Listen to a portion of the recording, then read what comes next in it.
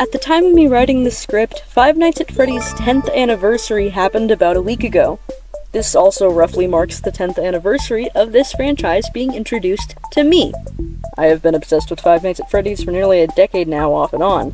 I've dedicated countless hours into making fan art, playing the games, watching YouTubers, and generally bombarding my friends with useless information about the series that nobody could ever really need. I have seen the intended timeline for these games be written and rewritten again and again, seen the intended endings be retconned and messily patched over, seen it develop from something that felt competent and structured into the mess that we have now. Once, FNAF was simply a dark, paranormal, and largely sad tale about dead children, their thirst for freedom, and of course, the horrific man behind the slaughter. 50-plus books, a movie, a couple heaping doses of science fiction later, and the franchise's whole vibe is changed. If you were in the more fandom-y, Tumblr-esque side of things back in maybe 2015, you probably remember how the characters were treated. We didn't really have any canon material to go off of for their personalities. It was all entirely made the fuck up, and we had an absolute blast with it. But as the years have gone by, and the franchise has changed, so has this specific facet of it. But it seems like a lot of people don't realize that. We actually have a lot to go off of when it comes to examining these characters' personalities, especially that of the main villains, William Afton. It can be hard to piece together and get an accurate picture of who he is unless you're utterly obsessed with not only FNAF, but him specifically. We get small tidbits scattered across various different pieces of FNAF media, and it's up to those of us with severe enough autism to take those puzzle pieces and try to make a picture out of it. You may not have the juice for it, but I do, and I'm doing it for you. First off, I want to preface this with a couple disclaimers. I personally believe that Scott Cawthon only sort of knew what he was doing. I think it's nearly impossible to piece together a timeline that actually makes 100% coherent sense, because Scott himself has admitted that even he doesn't know some of the lore, and that he essentially just made it up as he went along. This, in combination with his also self-admitted poor communication skills, multiple different authors for the books, and general cryptic nature of the franchise, means that every person probably has a different interpretation of not only the lore, but character motivations, and motivation is a large part of determining a character's personality.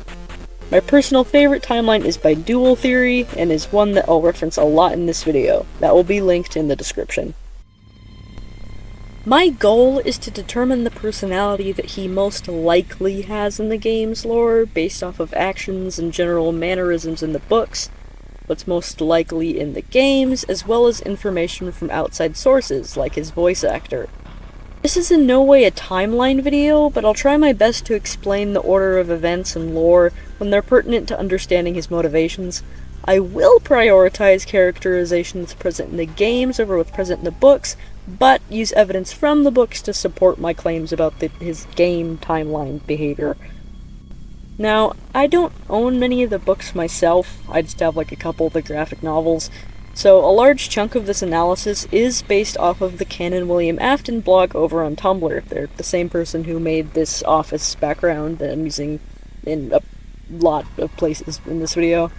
But on a serious note, I do believe that the person behind this account passed away due to the most recent updates on their blog, and I want to note that they've done a lot of great work and that they've done a huge service bringing this character to people who either can't afford the books or just don't have the energy to comb through them themselves. I want to thank them for what they've done, and I hope that wherever they are, they're doing well. They said in their most recent update that they wanted to keep the blog up for reference for the rest of the fandom to use, and that is exactly what I intend to do. If you want to take a look for yourself, their blog will be at the very top of the description. Anytime I specifically cite the books, it'll be from them, and I'll make it known by putting their blog name in the corner of the video. Everything else is my own analysis unless stated otherwise. Now, this isn't a definitive guide to Afton by any means. I just like this freak way more than I probably ought to and want to share a more nuanced look at his character with the fandom at large. So, where do we even start? We know for sure that he is personally responsible for the deaths of at least 5 children, that 2 of his own children are dead, 1 of them he definitely did not want to die, and that he is, at a minimum, verbally abusive toward the 3rd, Michael. The 5 laps at Freddy's demo essentially confirmed that the yellow guy is William, as the Midnight Motorist cart has Springtrap's head on the back. I don't know why else they would do that if that wasn't the case. There's a couple things that we've got to understand about bad parents and abusers in general to understand William. Most abusers do genuinely believe that they love their victims. They don't consciously recognize what they're doing is manipulation. They just see it as a way to get what they want. When you have an inflated sense of self, which William does have, but I'll get to that later, and very little regard for other people, it makes doing vile shit way easier, and I think it's crucial to keep this in mind when talking about him. A lot of old head FNAF fans like myself like to turn him into a one-note cold slasher type character because they think it's scarier, but I personally find it way more interesting to try and get in his head and see how this could realistically happen with someone. A common motivation that people give to William is that he, like stated in FNAF 4, wanted to put his son back together. Some people call this son Evan, other people call him Cassidy, some just call him the crying child. For the sake of this video, I'll just call him Cece.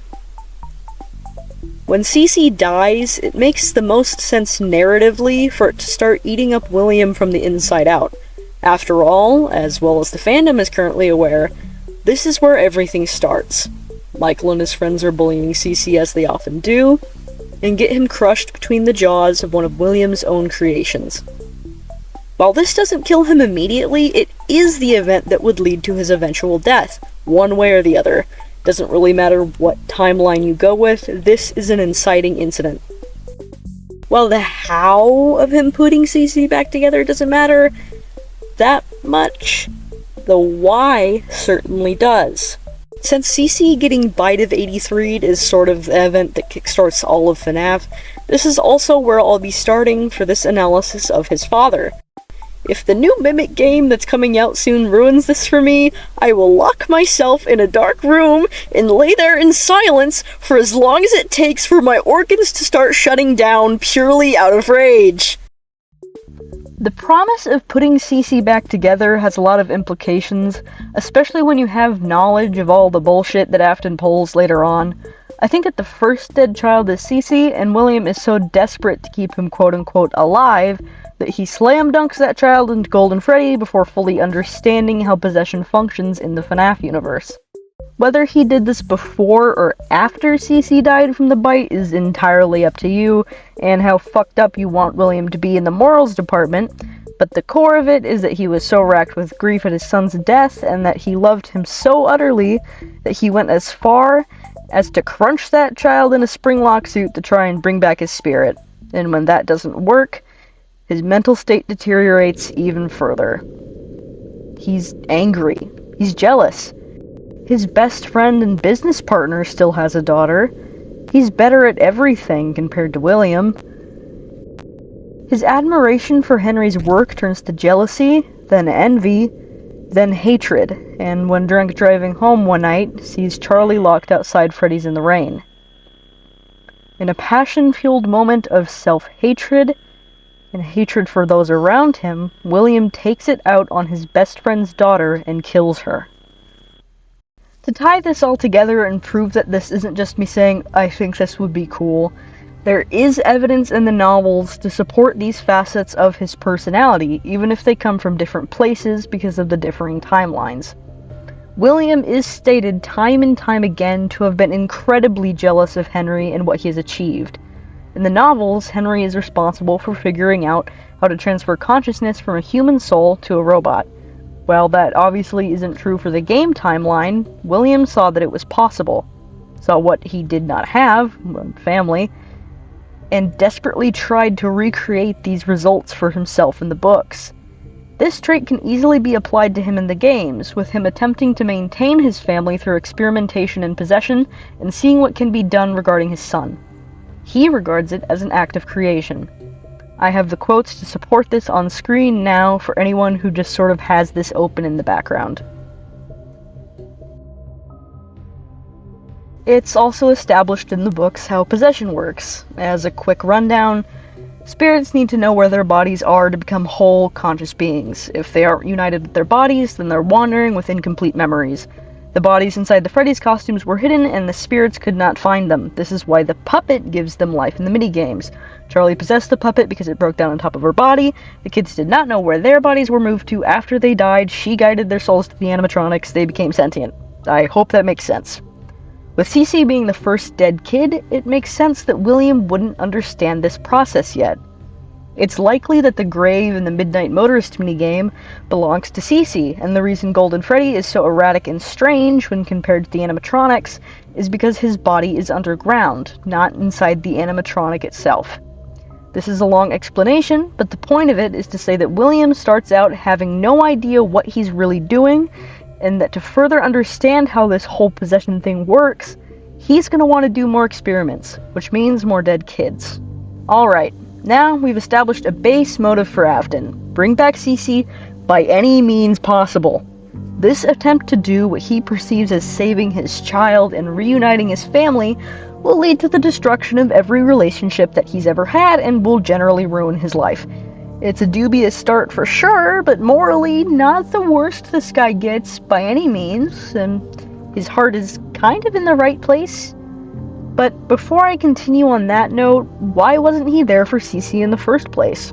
Why did he ever let it get this bad between Cece and Michael? There's a couple different angles we could come at this from, but no matter how you spin it, he's still a bad parent. Leaving your son to be terrorized by his older brother relentlessly isn't a good look. Dual Theory makes a great point in their video that it's common for children of abusive parents to lash out in an attempt to gain a sense of control, which could very well explain Michael's behavior towards Cece, since he can't lash out at his dad. Similarly, William may have continued to let Michael be a dick for that same purpose: control. Again, pointed out by Dual Theory, a tactic that abusers often use is that they'll turn their victims against one another to make it more difficult for them to unite against the abuser. If Cece can't trust Michael, then Michael can't as efficiently protect Cece, and neither of them can talk about how messed up their dad really is. Another more convoluted explanation is that he wanted to make sure that Cece was afraid of the animatronics because of how dangerous they were, so he allowed Michael to scare the ever-loving shit out of Cece while wearing the Foxy mask. This doesn't make that much sense to me, since a half-assembled mangle is in Elizabeth's room, and Elizabeth is definitely the favorite child. The only animatronics that were a direct threat to the lives of the children were the Fun Times, which wouldn't be constructed at this time, so we're just gonna ignore this interpretation and skip forward in the timeline a bit. Another piece of evidence to support the idea that William did actually love his kids is his insistence that Elizabeth never go anywhere near Baby, and the fact that Baby is built to resemble Elizabeth. Daddy, just once let me go play with her. She's so pretty and shiny. Didn't you make her just for me? William obviously can't explain why she shouldn't be near Baby, and Elizabeth immediately decides she needs to be near Baby. This famously does not go well. If you've made it this far, you're probably already familiar with FNAF, so I'm not going to bog you down with the details here. We all know how the Fun Times work. Lure children, open stomach hatch, kidnap child, etc. You could argue that he just didn't want to lose another kid as to throw suspicion off of him, which, sure, but I personally find it kinda boring since it removes a degree of emotional investment that would be there otherwise. I have one last thing I want to note here regarding his role as a father, but wasn't sure how to integrate it into the rest of the script. The Into the Pit Spring Bonnie critter isn't directly Afton, but he is supposed to represent him, his deepest base desires and actions. While he is more hostile in the game, in the book, for a majority of it, he's just sorta hanging out, taking the role of Oswald's father, trying to eat breakfast with him, driving him places. While this doesn't show he's a good dad by any means, it does show that William at least tried to be a normal one at times. Alright, our first set of traits. William cares deeply about his kids, but is not a good parent by any means, and when one of them dies, he gets thrown headfirst into the deep end and snaps. Oh, and he fucking hates Michael, but I'll get more into that later. I think that the most interesting route to take here is that William started out with intentions that were not wholly bankrupt, and as time went on, he got sort of lost in the sauce. He wanted to bring his son back, but the more he learns about possession and Remnant, the more his motivations change over time, and he continues to justify his actions under the pretense of it being for Cece, even if that isn't necessarily true, though that specifically is more of my personal headcanon. It's made very clear by the books that William is utterly terrified of death and is outright stated on page 368 of the Silver Eyes. He will do anything to avoid death, and I think that's where things start to get sort of shaky for him. His fear of it is all-consuming.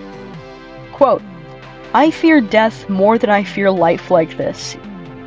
Even when every waking instant is pain and sleep is possible only when induced by enough medication to kill most people." End quote. It's no wonder then why he would continue to pursue the reanimation of souls to the animatronics. He wants to conquer death. He wants immortality. From a strictly canon perspective in the books, he only really kills for the sake of science, and that is definitely something he does in the games, especially considering his whole Remnant obsession, the breaking apart of souls, experimentation with the fun times, having the kids' souls gemmed into them, and the fascination he has with them in Pizzeria Simulator. Through and through, William Afton is a mad scientist, even if he denies it. From a more speculative perspective, though, when factoring in game canon, it's plainly not true that he only kills for the purpose of science when you remember he killed Charlie for seemingly no other reason than because he wanted to. To summarize, I think it's fair to say that he starts out with a grief-stricken attempt to bring back his son, then takes out his anger on the first outlet that he can find. It's at this point that he realizes he has it in him to kill people and continues to, and eventually realizes that he can harness immortality if he tries hard enough, at which point his motive shifts to that. Like most characters who think they can conquer death, William has a huge ego. That's what we're gonna get into next. If there's one consistent trait that William has across all of his appearances, it's that he is way, way, way too sure of himself. He is a slimy, charismatic, overconfident, egotistical freak, and his arrogance is what leads to his downfall in almost every situation.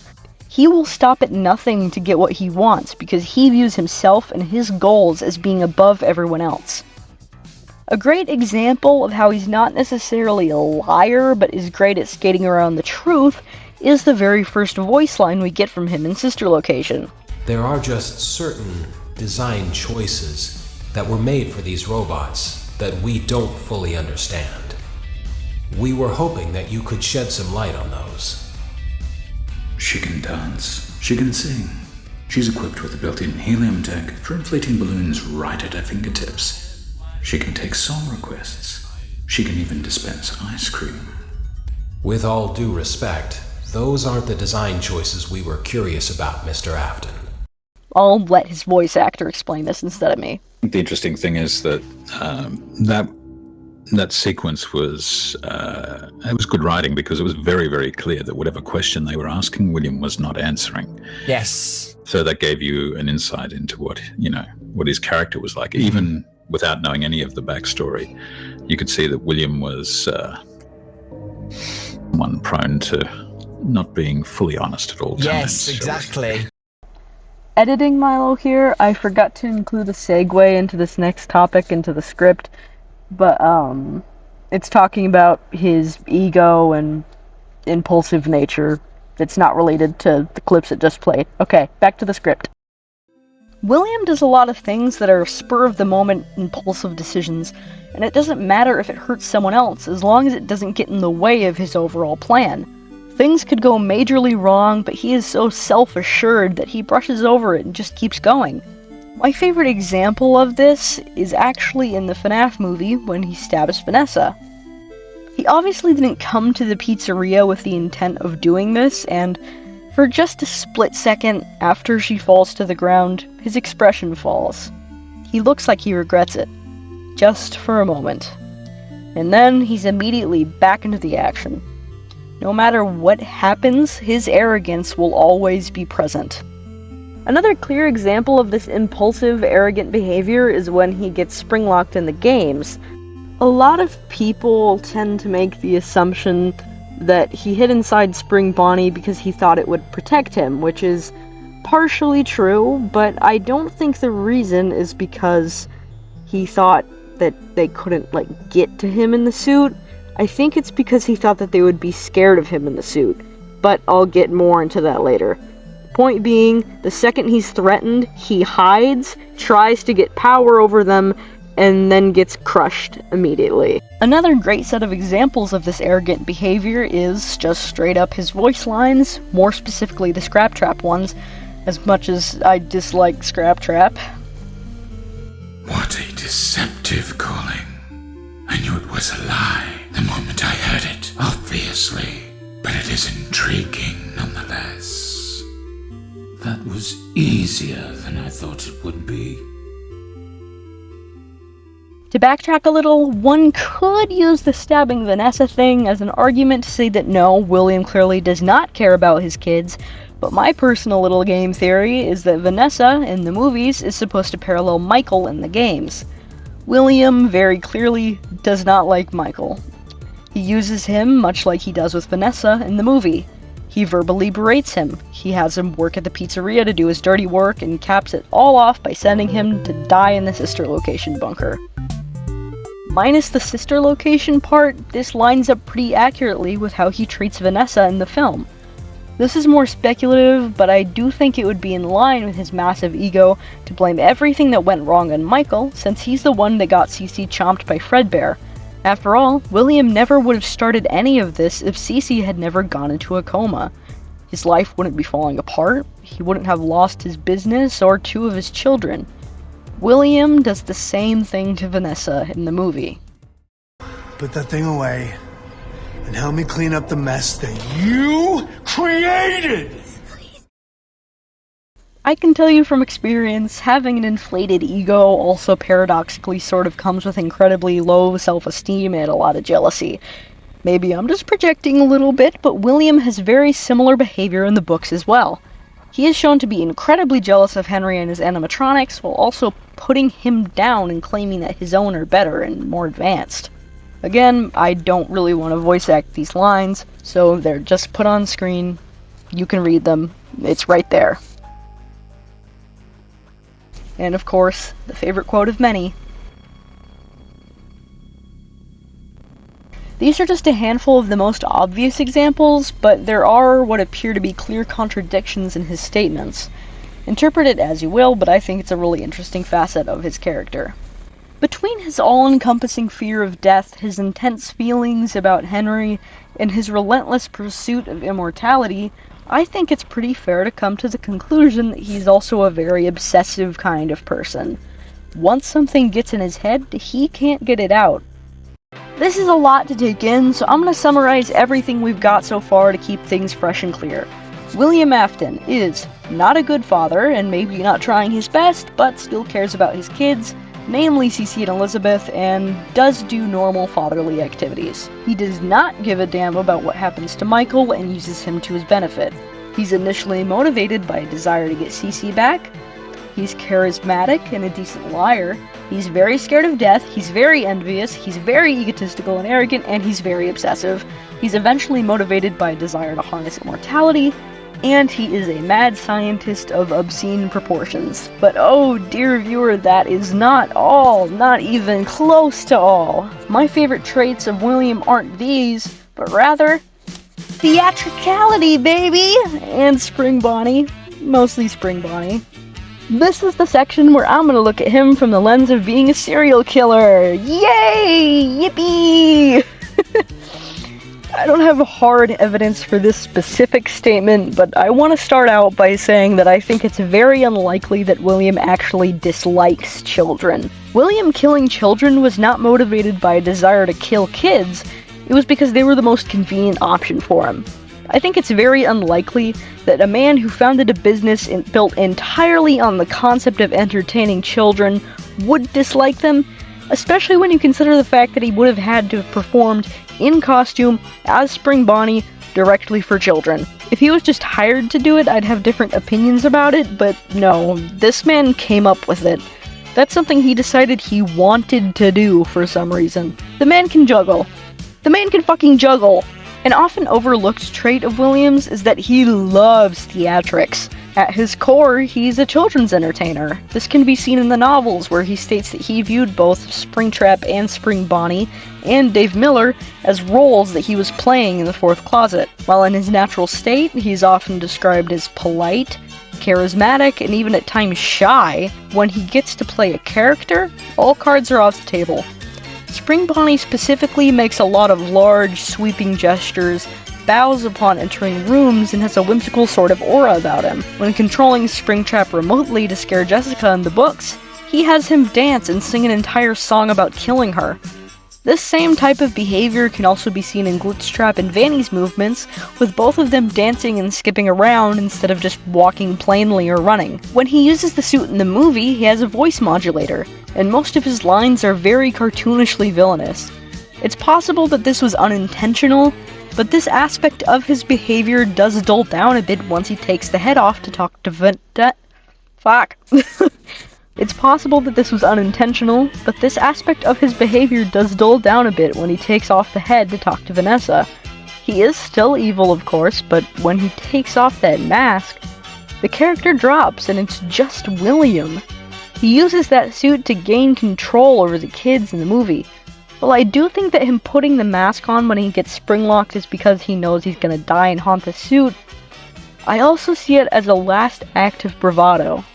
It's one last scrambling attempt to seem like he's in control, and I earnestly think that wearing that suit makes him feel more secure. People joke a lot about Spring Bonnie being William's persona, but honestly, it's kind of an accurate description. I don't think it's a stretch to say that Spring Bonnie is an extension of William. Spring Bonnie was his character. He wore that costume when he killed the kids, and died in it multiple times. Spring Bonnie is William, and I do think that he has a deep emotional connection to that suit. Murder is often about power and control. Abuse is about power and control. William's life was spiraling out of his control after the bite of 83, so he kills to get that control back. He kills Charlie, not as a calculated move to help his agenda along, but because he wanted to. Because he hated Henry. It's revenge, probably, in his mind. He controlled the balance of life and death. He controlled Henry's emotions and the course of his life from there on out. He controlled those kids when he manipulated and killed them, and he did it while wearing the Spring Bonnie suit. William associates murder and the suit with control. He directly states, quote, "When I called myself Springtrap, I was ecstatic with power and delirious with pain," end quote. While human, he'll try his best to seem normal. Maybe tell himself that he's doing this for the right reasons, but I don't think that's all there is to it. After all, in the movie, he kept trophies of his victims, like Garrett's toy plane. The kids' hair colors match each animatronic that they were stuffed into. I know logically this is just to communicate to the viewer who's who, but it also implies that William did that shit on purpose, which is both really funny and immensely screwed up, and I like it a lot. Springtrap, I think, is a reflection of William deep down, whereas Spring Bonnie is a character that he intentionally plays. Why try to maintain a sense of normalcy when you're a monster? When you've suffered and been left to rot in self-isolation for 30 years? FNAF AR has an absolute plethora of Springtrap voice lines to dissect. And, you know what? I'll just give them to you. Hide if you want. It did not save the others. It will not save you. And now you are mine. I can taste the fear in your breath. It is not your flesh that sustains me. It is your fear. Each of these voice lines communicate something pretty clear about William in general, which is that he loves fear. He loves seeing people be scared. He relishes in it. He's sadistic. One could make the argument that this just has to do with agony and how that's, extracted with fear, book nonsense, remnant, whatever. But if his murders were purely scientific, I don't know why he'd be growling that in my ear the way that he keeps doing. It also doesn't make sense for Springtrap to be conducting any experiments exactly. He can watch from a distance, sure, but I don't think he'd be back at his house nightmare gassing more children. Though I'm sure he'd do it to Michael again if he could. He is also, of course, very intelligent and generally manipulative. We don't know all the details of how he lured the children in the games, but in Susie's case we do.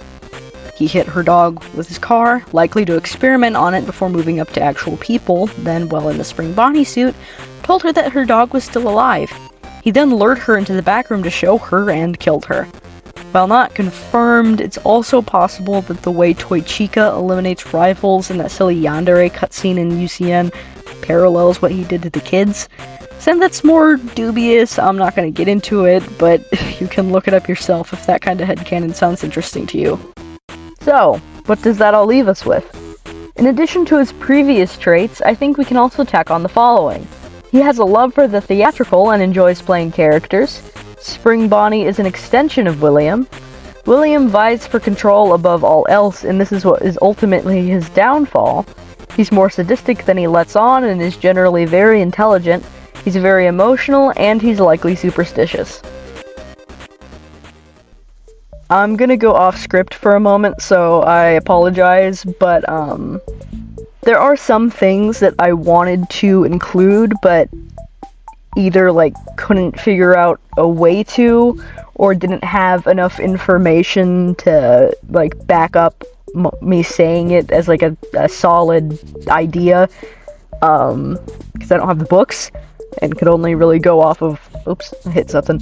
I could only go off of what was already put online, through, for example, the Canon William Afton blog that I've been using. For example, I think it's really interesting how, if you look at the Fun Times, they kind of parallel William's family, Because, obviously, you have Ballora, that would be the stand-in for Mrs. Afton, who we don't even know fucking exists at this point, but she's there. Then you have Bon Bon and Funtime Freddy, who would obviously be Michael and Cece. I think Funtime Foxy would probably be William, because of all, the theatrics and stuff like that, and then obviously 100% baby is Elizabeth. And I think if you look at how he really wants a family and then decides to recreate it with his hands and through bloodshed and the Funtime animatronics, I think it's really interesting. I think it's really cool. I wanted to include it here at the end. Obviously, I'm not getting that into it, but I wanted to note that because I think it's really neat. He also does have a lot of weird reactions to the existence of Spring Bonnie in the book. He's a little too excited to see him almost, but that's just going off of memory from what I've seen, and I don't really have a way to solidly back that up. So, I'll probably make a sequel to this video eventually once I can get that information. But, okay, yeah, back to the script. Also, here's some stuff I couldn't find a way to jam into the script in a way that felt super coherent, but wanted to include anyway. This is all in regards to how he was portrayed in the FNAF movie. 1. He's generally a pretty emotional person. William calls the owner of Freddy's sentimental when he's talking to Mike about the pizzeria, and we all know that the owner is William. He's visibly shocked by the fact that he stabs Vanessa. He gets really worked up when things don't go his way. He's very quick to anger, etc. One could argue that William is lying about being sentimental and just wants to give an excuse for why the place is still around, but there'd be no reason to do that, considering Mike has no idea anyone even died there, let alone the fact he killed the kids. We know William's sole motive for keeping that place around isn't just sentimental reasons, but I doubt what he said doesn't have at least an ounce of truth to it. Him keeping trophies may also lean into this concept of sentimentality. 2. He has a rabbit's foot on his keyring. If he actually believes it to be a good luck charm, it implies that he's superstitious, which would line up with his raving paranoia in the books, alongside his general belief in the paranormal that he has. Number 3. He has a framed participation award on the wall of his office. If he's aware of how funny this is, it makes him a silly little jokester. If he isn't aware of this, then it's a really beautiful demonstration of how fragile his ego is. Either way, I like it a lot. Number 4. He used to have a bunny paper holder on his desk, but they cut it from the final film. This makes me very sad. I only bring this up because I think it would be lovely if the big scary serial murderer actually had an affinity for rabbits. Alternatively, it could just be that he surrounds himself with items that remind him of what he's done, because he's proud of it. Or both. Dealer's choice. Honestly, I think that about wrapped things up. I didn't cover much past Pizzeria Simulator because the details get kinda muddy and I'm not gonna pretend that I fully understand what's going on. Hell, I may not fully understand everything I said here, but at the very least, I'm pretty confident in it. William has been the focus of my FNAF fixation that I've had for the past 10-ish years, and I really just want to bring his actual personality to a wider audience in a way that's easily digestible, because I don't see a lot of other people doing that. It's mostly just folks trying to figure out what the timeline is, which is all well and good, but once you get into the characters, that's where the real fun begins. As always, if you made it this far, like, comment, subscribe, tell me how I was wrong, tell me how I was right, whatever tickles your fancy. If there's anything you wish I covered, and there's enough leftover stuff to make into a second shorter video, I'll probably do that, alongside any potential corrections that I'll have to make about this one. Same with me saying that there's stuff I wanted to include or get deeper into that I just couldn't.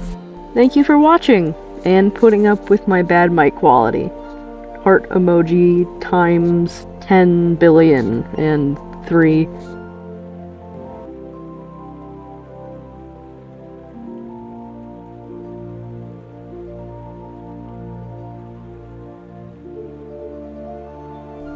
What the fuck are you still doing here? Go away.